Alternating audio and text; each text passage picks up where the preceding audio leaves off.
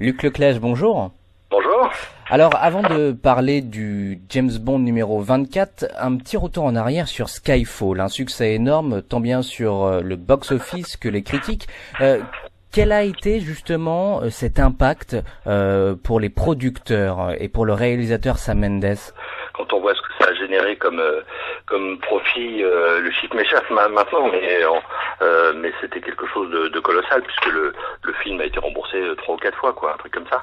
Donc voilà, donc il y a d'abord ça, et puis surtout d'enfin stabiliser, je pense, Craig dans le rôle. Se dire ça c'était important. Il y a encore beaucoup de détracteurs aujourd'hui.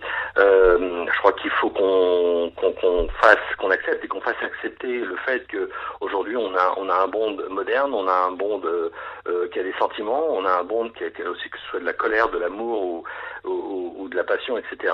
Et donc ça faut l'intégrer. Je pense que Skyfall, voilà, ça a permis un peu de purger tout ça dans l'âme et dans la profondeur de James Bond, et retour sur son enfance, sur sa maison, etc. Donc voilà, tout ça a permis de remettre un petit peu d'équerre le personnage, et d'un personnage plus moderne, plus contemporain. C'est tout simplement ça. Alors après, avec une belle écriture, une belle musique et une superbe mise en scène de Sam Mendes, je pense que ça a remis les choses un petit peu d'équerre. Et tant pis pour les nostalgiques. Maintenant, j'ai l'impression qu'avec ce qui va nous arriver, les nostalgiques, on va les satisfaire aussi. Alors justement, ce 24e James Bond s'appelle Spectre. C'est le retour de cette terrible organisation criminelle? Alors c'est le retour de cette terrible organisation criminelle, c'est surtout le retour aux années 60. Faut savoir une chose que je vous donne à vous en exclusivité, que j'ai dit à personne d'autre, mais c'est assez connu dans le monde des fans de James Bond, c'est que Albert Broccoli, sur la fin de sa vie, il avait dit à sa fille: quand tu as un souci, quand tu sens que tu es en train de perdre pied un petit peu avec la franchise, retourne à l'origine, retourne vers les bouquins. Alors c'est pas réadapte un bouquin, fait un remake de tel ou tel film, c'est pas du tout la question. C'est repuise votre inspiration dans les bouquins. Et aujourd'hui, quand on sait depuis hier, quand on sait que le film va s'appeler Spectre, bon, mais c'est clair qu'on retourne au film des années 60 de Sean Connery, et surtout on retourne purement au bouquin, parce que là le Spectre est né dans l'esprit de Fleming, et donc dans ses bouquins. Et alors, même si le Spectre a pris toute son ampleur dans Bon Baiser de Russie, on en parle déjà un petit peu dans Doctor No, mais voilà quoi, on va chercher le James Bond à l'origine de toutes les histoires. Et bon, et c'est une bonne chose. Maintenant, à savoir ce qu'ils vont en faire aujourd'hui, il y a plein d'hypothèses qui sont parties, mais bon, je crois qu'il faut laisser la part un peu au jeu, et attendre une petite dizaine de mois, ça va venir. Dans Casino Royale et dans Quantum of Solace, justement, il y avait une autre association criminelle qui arrivait, Quantum. Est-ce que du coup, avec le Spectre, elle est complètement balayée? Ça, on le saura, comme je disais, dans quelques mois. Je pense pas qu'ils vont faire des doublettes. Bon, on a appris hier que il y a un méchant de Quantum qui allait revenir, un petit peu. Son nom m'échappe là. Mais ça va me revenir. Donc pourquoi pas? Maintenant, j'espère que Christensen, voilà, cherchons le nom depuis tout à l'heure, donc qui était un des protagonistes de Quantum. Il reviendrait. Alors ça n'a pas été véritablement officiellement confirmé, mais s'il revient, ça voudrait dire que Quantum peut-être serait lié au Spectre. Enfin bon, faut peut-être pas trop en rajouter non plus. Faut pas non plus trop compliquer les choses. Je pense que déjà Spectre, c'est déjà pour nous fans, c'est déjà assez parlant, quoi. Alors, Christophe Waltz rejoint le casting de Spectre. Il n'a pas encore été annoncé comme Blofeld, mais voilà, on suppose qu'il sera ce personnage. Est-ce que ça vous semble évident? Non, apparemment, il y a des gros malins qui ont déjà réussi à savoir son nom.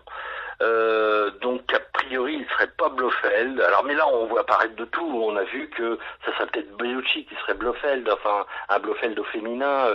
Vous savez, il y a très longtemps on parlait d'une histoire d'un Bond qui était plus ou moins en écriture, où c'est la fille de Blofeld qui allait remonter le Spectre et surtout pour détruire James Bond.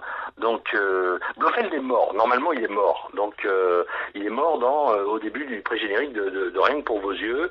C'est un peu fantaisiste comme scène, comme pré-générique, mais bon, normalement il est mort. Et on avait entendu parler que la fille de Blofeld allait refaire surface 30 ans après, etc. Bon, voilà, l'histoire, c'est ça. C'est possible. Monica Bellucci est une très belle femme de 50 ans aujourd'hui. Ça pourrait avoir sa logique. Bon, maintenant, je crois qu'il y a une grosse part de découverte encore à avoir. Et encore une fois, va falloir attendre, quoi, tout simplement. Alors vous parliez de Monica Bellucci, elle rejoint aussi Léa Seydoux, les deux nouvelles Bond Girls, Léa Seydoux étant française. Est-ce que justement c'est un amour de toujours qu'a eu cette production des James Bond avec les actrices françaises? C'est vrai que là, ils ont quand même depuis Casino Royale, on attrape quatre françaises, hein, si on peut considérer qu'Olga soit française, mais en tout cas elle parle un français comme vous et moi.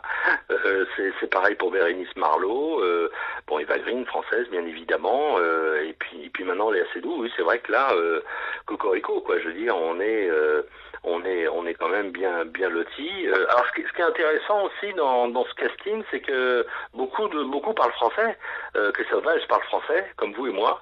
Monica Bellucci, bien évidemment, parle français. Voilà, oui, il y a ce qui sera intéressant, c'est qu'ils se doublent même dans les versions françaises. Ça sera intéressant. Mais oui, c'est vrai qu'il y a un amour pour les Françaises qui est juste extraordinaire. Et moi, j'aime beaucoup ce choix de Léa Seydoux, parce que d'abord, je crois que c'est une bonne actrice. Et puis surtout, elle est un peu habituée aux grosses productions hollywoodiennes comme ça, puisqu'elle était dans Mission Impossible 4. Et j'ai re-regardé encore il y a quelques semaines. Le peu d'interventions qu'elle fait, c'est efficace, quoi. C'est crédible. Voilà, c'est ça qui est important.